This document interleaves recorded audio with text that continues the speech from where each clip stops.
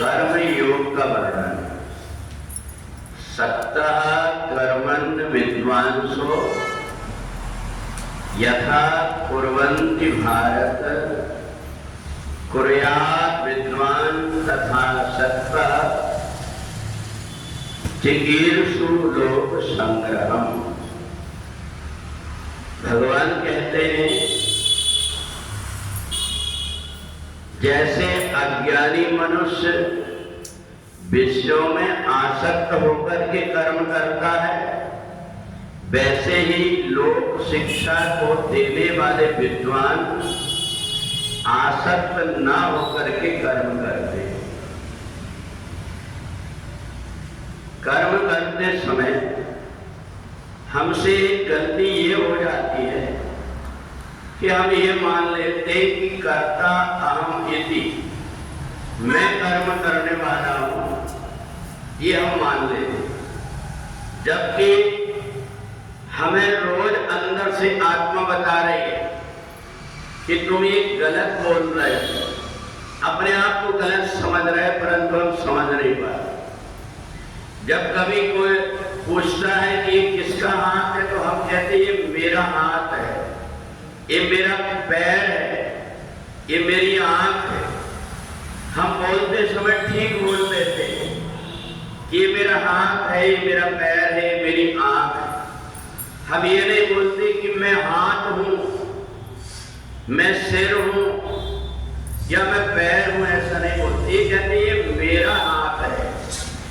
पर कर्म करते समय हम बहुत बड़ी गलती ये कर देते हैं कि कर्म मैंने किया, जबकि मेरे द्वारा कर्म हुआ है, ये बात सही है, परंतु गलती ये हो जाती है कि मैंने कर्म किया, कर्ता अहमिति मन्यते। बस इतने अज्ञान के कारण व्यक्ति बन जाता है। ज्ञानी मनुष्य भी कर्म करता है, पर वो अनासक्त होकर के कर्म करता है। अज्ञानी मनुष्य कर्म करता है, वो आसक्त होकर के कर्म करता है। अगर कोई व्यक्ति ये सोच ले कि मेरे को रोज सूर्य को जल देना है, परंतु मैं जल तब दूंगा सूर्य मेरे सामने और मैं उसके ऊपर पानी डालूं, तो सारे लोग कहेंगे अज्ञानी व्यक्ति सूर्य के निमित्त सूर्य में अपना भावना लगा करके जल व्यक्ति कहीं से भी देता है तो सूर्य तक पहुंच जाता है। क्योंकि भगवान ने नियम ही कर्म का ऐसा बनाया, हर कर्म अलग अलग ढंग से किया जाता है। अगर किसी व्यक्ति ने पानी पी लिया और उसने एक दो दिन पहले किसी से पानी मांगा कि मेरे को पानी दो, और वो जब आया तो वो लेकर के पानी आएगा, कहेगा कल मैंने दिया था पानी, आज भी तुमको पीना ही पड़ेगा। वो कहेगा भैया अभी अभी मैंने पानी पिया हूं, कहेगा नहीं चाहे कुछ भी हो परंतु पानी तो पीना पड़ेगा, मैंने कल भी पिलाया था, मैं आज भी पिलाऊंगा। अज्ञानी मनुष्य कर्म के कारण इतना हठी हो जाता है, कब किस प्रकार के कर्म करना चाहिए इसका उसको ज्ञान नहीं होता, और इसलिए अज्ञानी मनुष्य कर्म करके मकड़ी जैसे उसी में उलझ जाता है और फिर सो परत दुख पावई सिर धुंध बचता है।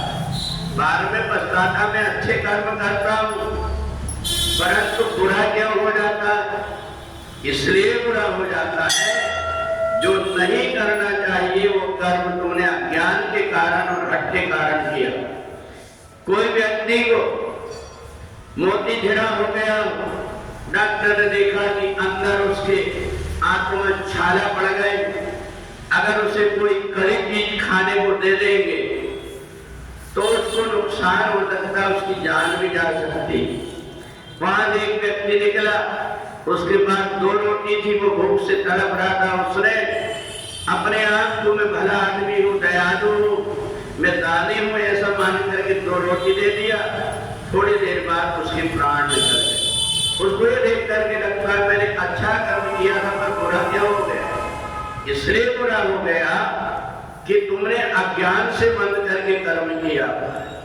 और इसलिए हम जो कुछ भी कर्म करते हैं उन कर्म में हमारी बुद्धि दिया भगवान ने, बुद्धि से कर्म। कई व्यक्ति को ये भ्रम हो जाता है कि नहीं मैं जहाँ बैठता हूँ वहीं बैठ करके कर्म करूंगा तो परमात्मा को मिलेगा, मैं जैसा बैठता हूँ वैसा करूंगा तो ही परमात्मा को होगा, मैं जब तक के परमात्मा को स्नान नहीं कराऊंगा परमात्मा स्नान नहीं करेंगे। पर भैया एक बात ये तो सोचो कि तुम बढ़िया से स्नान नहीं किए हो, कोई भी स्नान करा देगा तो प्रसन्नता होगी, पर आप स्नान करके घर से आ रहे हैं और कोई तुम्हारे ऊपर एक लोटा जल ला करके डाल देगा तो तुम गुस्सा होकर कहने लगो कैसे मूर्ख है, तुम्हें ज्ञान नहीं। तो इस प्रकार से कर्मण्य वादिकार से कर्म से इस जीवात्मा जो जुड़ा हुआ है, परंतु बुद्धि इतनी है कि वो बुद्धि का उपयोग नहीं करता। एक साल पहले किसी ने पूछा कितने साल के हो गए, 40 साल। दूसरी साल फिर पूछा तो उन्हें सोचा पहले मैंने 40 बताया था, इसलिए एक बात मैंने बोल दिया उससे बदलूंगा नहीं। फिर पूछा कितने साल के हो, 40 साल। 5 साल बाद पूछा कि कितने साल के, बोले 40 साल का। कहा भैया आपने तो 5 साल पहले भी बताया था। कहा मैं बात का पक्का हूं, एक बार जो बोल दिया तो बोल दिया। इस प्रकार से जो अज्ञान है ये व्यक्ति को नरक में ले जाता है। इसलिए विद्वान व्यक्ति जिस चीज में अपना भला है, जो कार्य करना उचित है, उसी कार्य को जब करता है तो ही उसको लाभ होता है।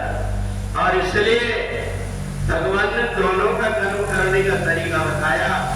ज्ञानी व्यक्ति भी कर्म करता है पर वो आसक्ति से होकर नहीं करता, जो आवश्यकता है उसको देखकर करता है। अज्ञानी व्यक्ति एक भ्रम पाल लेता, मैंने जैसे किया, मैं जैसे करता था मैं वैसे ही करूंगा। और इसलिए अज्ञानी व्यक्ति कितने भी अच्छे कर्म करे परंतु बाद में उसका फल उसको उल्टा मिलता है। अज्ञानी व्यक्ति कम कर्म करते हुए भी और परमात्मा के निकट हो जाता है। इसलिए परमात्मा ने कहा कि मैं कर्म का नहीं बल्कि भाव का भूखा हूं। तो इसलिए भाव प्रधान होकर के जो व्यक्ति अपनी बुद्धि लगा करके कर्म करता है तो उस व्यक्ति को ही लाभ होता है। एक बार संत नामिल देव जल लेकर के जा रहे थे, उन्हें रास्ते में देखा एक गधा तड़पड़ा था पानी के बिना, उन्हें लेकर के उसको पानी पिला दिए, भगवान विठ्ठल प्रकट हो गए।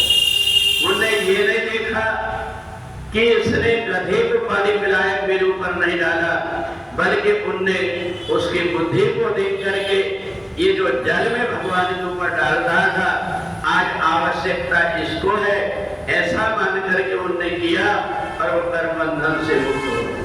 तो इसलिए भगवान ने तीसरे अध्याय में कर्म योग बताया कि हमें जो बुद्धि दिया परमात्मा ने, उस बुद्धि से विचार करके यदि हम कर्म करते हैं तो कम कर्म करके भी हम परमात्मा के नजदीक हो जाते हैं। और नहीं तो कितने सारे कर्म करें, कर्म का बंधन ऐसा है कि मकड़ी भी जाला बनाती है, बढ़िया सुंदर घर बनाऊंगी कहकर और उसी में उलझ करके मर जाती।